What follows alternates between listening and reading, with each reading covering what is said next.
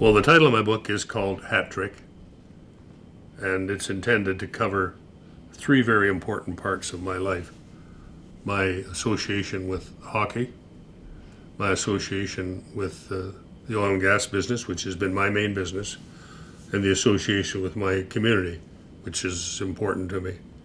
I had absolutely no intention of writing a book.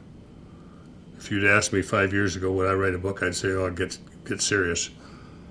It happened because Dick Haskane wrote a book called Northern Tigers. Dick and I have been longtime close friends.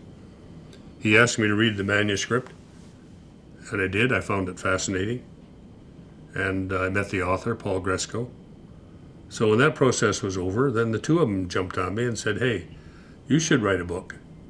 I said, oh, come on, what would I ever write a book about? And they said, well, you tell us you were a barefoot Ontario farm boy. You're now chairman of the National Hockey League. There's got to be a story.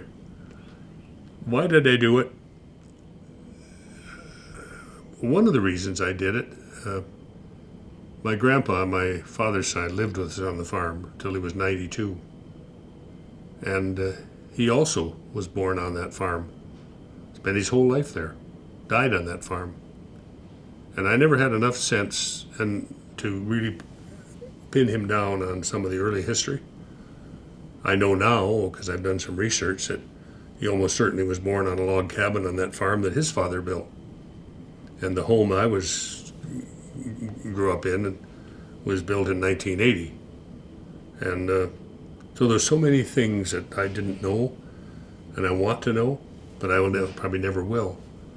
So it was a combination of pressure from Haskane and a little bit from Paul Gresco to get the job, but also to maybe tell a story that is going to slip away. My family won't know it because they don't know. I mean, they hear me talk about those early farm days, but that goes in and out. I mean, unless you've lived it, and it doesn't really sink in.